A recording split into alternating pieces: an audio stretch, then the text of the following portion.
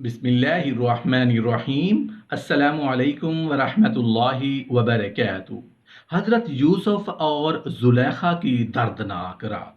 हज़रत यूसुफ अलैहिस्सलाम का वाक़या। मोहतरम नाजरीन, अल्लाह जो मुसब्बिबुल असबाब है वो ऐसे असबाब पैदा करता है जो काम इंतहा पर जा रहे होते हैं वो बग़ैर किसी वजह के रुक जाते हैं, और ऐसे काम जो फंसे हुए होते हैं, ऐसे काम जो अटके हुए होते हैं, जिनके मुकम्मल होने की कोई सूरत नज़र नहीं आ रही होती, वो हमारा अल्लाह ऐसे असबाब पैदा करता है कि वो काम खुद ब खुद होते चले जाती हैं। दूध पीते मूसा अलैहिस्सलाम गर्क नहीं हुए, हालांकि वो अपनी कमज़ोरी की इंतहा पर थे, और फिरौन गर्क हो गया, हालांकि वो अपनी ताकत की इंतहा पर था। हज़रत याकूब अलैहिस्सलाम के बेटे हज़रत इसहाक अलैहिस्सलाम के पोते और हज़रत इब्राहीम अलैहिस्सलाम के पड़पोते का ऐसा अनोखा वाक़या कि जब जिसे कुरान करीम में अहसनुल कसस कहा गया और जिसको अल्लाह पाक ने सब किस्सों से प्यारा किस्सा कह दिया, तो कोई अंदाज़ा ही नहीं लगा सकता कि उस किस्से की कदर व मंजिलत और खूबी क्या है। आज मैं आपको वही अहसन किस्सा सुनाने जा रहा हूँ। कैसे हजरत जुलेखा हजरत यूसुफ के इश्क में मुब्तला होकर गुनाह की तरफ माइल हुई, और फिर सच्ची तौबा के बाद उन दोनों की शादी हो गई। शादी की पहली रात उनके लिए दर्दनाक क्यों थी? अल्लाह पाक ने उनके बतन से कौन से दो पैगंबर पैदा किए? राहील, जो कि तारीखी किताबों में जुलेखा के नाम से मशहूर हुई, वो तैमूस बादशाह की इंतहाई खूबसूरत शहजादी थी। अलामा इब्ने कसीर लिखते हैं कि 9 साल की उम्र में जुलेखा को हज़रत यूसुफ अलैहिस्सलाम का दीदार ख्वाब में होता है। वो उसी वक्त उनकी दीवानी हो जाती हैं। कुछ सालों बाद उनको हज़रत यूसुफ दोबारा ख्वाब में अजीज़ मिस्र के रूप में नज़र आते हैं, और जुलेखा बीबी की किस्मत ऐसी, उसी साल अजीज़ मिस्र का रिश्ता उनके लिए भेजा जाता है। वो फ़ौरन शादी के लिए हाँ कर देती हैं, लेकिन वो रिश्ता उस वक्त के अजीज़ मिस्र अतफीर बिन रुहैब का था। शादी की रात उनको पता चला कि ये वो लड़का नहीं जो मुझे ख्वाब में नजर आता है। कुछ ही अरसे बाद हजरत यूसुफ मिस्र के बाजार में बिकने के लिए लाए जाते हैं, और जुलेखा के शौहर अजीज मिस्र बिन रुहैब हजरत यूसुफ अलैहिस्सलाम को उनके सोने के वजन के बराबर मुश्क और रेशमी कपड़े देकर खरीद लेता है और घर ले आता है। अल्लाह पाक कुरान पाक में फरमाता है, मिस्र वालों में से जिनसे उसे खरीदा था, उसने अपनी बीवी से कहा, उसे बहुत इज्जत और एहतराम के साथ रखो, बहुत मुमकिन है कि हमें फ़ायदा पहुंचाए, या उसे हम अपना बेटा बना लें। यूं हमने मिस्र की सरजमीन यूसुफ के कदम जमा दिए। इस तरह हजरत यूसुफ महल में सुकून से रहने लगे। जैसे ही आपने जवानी की दहलीज पर कदम रखा, तो जुलेखा, जो कि पहले ही आपको ख्वाब में देख चुकी थी, वो आप पर फरीफ्ता हो गई। अल्लाह पाक फरमाता है, जिस औरत के घर में था वो उसे फिसलाने लगी और दरवाजे बंद कर लिए और कहने लगी, लो आओ। उसने कहा, अल्लाह की पनाह, वो तो मेरा आका है जिसने मुझे इज्जत से रखा है। बेशक जालिम निजात नहीं पाते। चुनाचे जुलेखा दरवाजे बंद करके हजरत यूसुफ से अपनी ख्वाहिश पूरी करना चाहती थी, लेकिन हजरत यूसुफ दरवाजे की तरफ भागे और दरवाजे अल्लाह के हुक्म से खुलते गए। जुलेखा ने हजरत यूसुफ अलैहिस्सलाम को पीछे से पकड़ा, जिससे उनकी कमीज पीछे से फट गई। हजरत यूसुफ अलैहिस्सलाम जब आखिरी दरवाजे से बाहर निकले, तो अजीज मिस्र सामने खड़ा था। जुलेखा ने अपने शौहर को देखते ही शोर मचाया कि यूसुफ ने मेरे साथ बदकारी करने की कोशिश की है, अब उसकी सजा यही है कि उसको कैद कर दिया जाए। हजरत यूसुफ अलैहिस्सलाम बोले, यही मुझे अपनी नफसानी ख्वाहिश पूरी करने पर मजबूर कर रही थी। खैर, अल्लाह पाक फरमाता है, औरत के घर वालों में से एक गवाह ने गवाही दी कि अगर उसका कुर्ता आगे से फटा हुआ है तो औरत सच्ची है और वो झूठा है, और अगर उसका कुर्ता पीछे से फटा हुआ है तो ये झूठी है, वो सच्चा है। जब यूसुफ अलैहिस्सलाम का कुर्ता देखा गया तो वो पीछे से फटा हुआ था। तब उसने जुलेखा से कहा कि ये तुम्हारा फरेब है, और कुछ शक नहीं कि तुम औरतों के फरेब बड़े होते हैं। फिर उसने कहा, यूसुफ, उस बात का ख्याल न कर और तू अपने गुनाह की बख्शिश मांग, बेशक खता तेरी ही है। जुलेखा ने सोचा कि मैंने हर तरफ से यूसुफ से अपना मतलब पूरा करना चाहा, लेकिन उसने अपने आप को खूब अच्छी तरह रोके रखा। जुलेखा ने अपने खामंद की मिन्नत समाजत की कि शहर भर में मैं यूसुफ की वजह से जलील हो चुकी हूँ, अब बेहतर यही है कि तुम यूसुफ को कैद में डाल दो।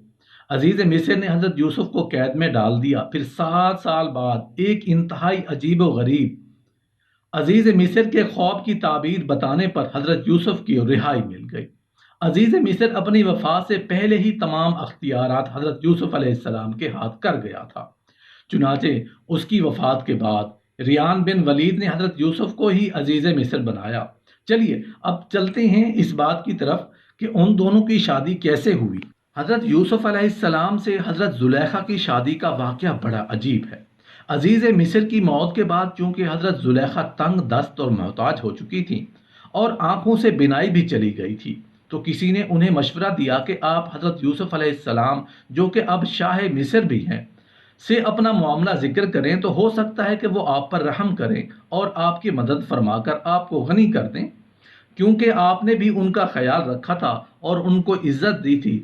اس پر جب کسی نے انہیں یہ کہا کہ ایسا نہ کیجیے، ہو سکتا ہے کہ ان کو آپ کا وہ سلوک یاد آ جائے جب آپ نے ان پر الزام لگا دیا تھا، تو انہیں کافی تکلیف کا سامنا کرنا پڑا تھا، اور وہ بھی آپ کے ساتھ ویسا ہی کریں جیسا آپ کی وجہ سے ان کے ساتھ ہوا تھا۔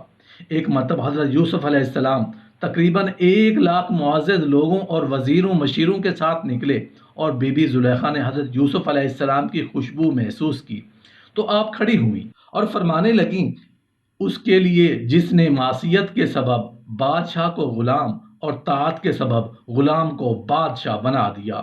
آپ نے پوچھا تم کون ہو؟ عرض کی میں وہی ہوں جو آپ کی خدمت خود کرتی تھیں۔ زلیخا حضرت یوسف علیہ السلام کے بالوں کی کنگھی کرتی تھیں اور ان کے رہنے کی جگہ خود صاف کیا کرتی تھیں۔ زلیخا نے کہا، میں اپنے گناہوں کی سزا بھگت چکی ہوں، میں کمزور ہو چکی ہوں، میں غریب اور لاچار ہو چکی ہوں، میں بوڑھی ہو چکی ہوں۔ پہلے مصر کے لوگ مجھے دیکھ کر خوش ہوتے تھے، اب وہ مجھے دیکھ کر میری طرف دیکھنا بھی پسند نہیں کرتے۔ زلیخا کی درد بھری داستان سن کر حضرت یوسف علیہ السلام کو بہت دکھ ہوا، ان کی آنکھوں میں آنسو جاری ہو گئے۔ حضرت یوسف علیہ السلام نے زلیخا سے فرمایا کہ کیا آپ کے دل میں میرے لیے کچھ محبت باقی ہے؟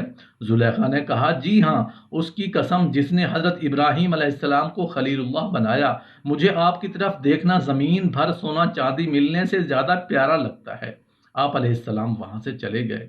پھر حضرت زلیخا کی طرف پیغام بھیجا کہ اگر تمہاری رضامندی ہو تو ہم تم سے نکاح کر لیں، اور اگر تم شادی شدہ ہو تو تمہیں غنی کر دیں۔ بہرحال حضرت یوسف علیہ السلام سے اس کی اسم اعظم کے وسیلے سے دعا مانگی۔ اللہ تعالیٰ نے دعا کو قبول فرمایا اور زلیخا کی جوانی واپس لوٹ آئی، تو آپ ایمان لے آئیں اور حضرت یوسف علیہ السلام کی زوجیت میں شامل ہو گئیں۔ تو زلیخا نے اپنی ساری زندگی اللہ تعالیٰ کی عبادت میں گزار دی۔ جب حضرت یوسف علیہ السلام رات کے وقت زلیخا کو اپنے پاس بلاتے تو زلیخا کہتی میں صبح آؤں گی، اور جب سویرے بلاتے تو زلیخا کہتی میں رات کو آؤں گی۔ وہ اللہ تعالیٰ کی عبادت میں اتنی مصروف ہو گئی تھیں کہ ان کو دن اور رات کی خبر تک نہ ہوتی تھی۔ آخر ایک دن حضرت یوسف علیہ السلام نے فرمایا کہ آپ تو میری محبت میں دیوانی تھیں۔ تو زلیخا نے عرض کی، یہ اس وقت کی بات ہے جب میں محبت کی حقیقت سے آگاہ نہ تھی۔ اب چونکہ محبت کی حقیقت معلوم ہو چکی ہے، اس لیے اب مجھے اللہ کی محبت میں کسی کی شرکت بھی گوارا نہیں۔ حضرت یوسف علیہ السلام نے فرمایا، مجھے اللہ تعالیٰ نے فرمایا ہے کہ اللہ تعالیٰ مجھ کو آپ کے وطن سے 2 بیٹے عطا فرمائے گا جو دونوں ہی نبی ہوں گے۔ یہ بات سن کر حضرت زلیخا نے اللہ پاک کے حکم و حکمت کی بنا پر سر جھکا دیا۔ نکاح کے وقت آپ باقرہ تھیں اور آپ سے افراسین بن یوسف اور منشا بن یوسف پیدا ہوئے۔ یہاں پر امام قرطبی لکھتے ہیں کہ مصر کے بادشاہ نے عزیز مصر کی وفات کے بعد زلیخا کی شادی حضرت یوسف سے کر دی تھی۔ حضرت یوسف نے شادی کی رات حضرت زلیخا سے کہا، کیا اس سے بہتر نہیں جو تم چاہتی تھیں؟ وہ کہنے لگیں، اے یوسف مجھے ملامت نہ کریں، میں حسین و جمیل نازوں میں پلی تھی، اور میرا شوہر بھی ایسا تھا جو عورتوں کے پاس نہیں آتا تھا، یعنی نامرد تھا، اور اللہ نے آپ کو وہ حسن دیا تھا کہ میرا نفس مجھ پر غالب آ گیا تھا۔ امام فخر الدین رازی لکھتے ہیں کہ یوسف علیہ السلام حد درجہ حسین و جمیل تھے۔ جب اس بی بی نے آپ کو دیکھا تو آپ سے لگا بیٹھیں۔ یہ بھی کہا جاتا ہے کہ ان کا خاوند نامرد تھا، جس کی وجہ سے آپ باقرہ تھیں۔ حضرت یوسف کی شادی حضرت زلیخا سے مصر کے بادشاہ نے کروا دی، جس سے حضرت یوسف کے 2 بیٹے پیدا ہوئے۔ اسی طرح علامہ ابو لیث نصر بن محمد سمرقندی لکھتے ہیں کہ زلیخا کا خامند مر گیا۔ ایک دن وہ سرے راہ بیٹھی تھی، حضرت یوسف علیہ السلام کا اپنے خامند اپنے خدام و حشم کے ساتھ ان پر گزر ہوا۔ زلیخا بولی، سب تعریف اس خدا کے لیے جس نے ایک غلام کو اپنی عبادت کے بدلے بادشاہ بنا دیا اور بادشاہ کو اس کی نافرمانی کے بدلے غلام بنا دیا۔ یوسف علیہ السلام نے ان سے شادی کی اور انہیں کنواری پایا۔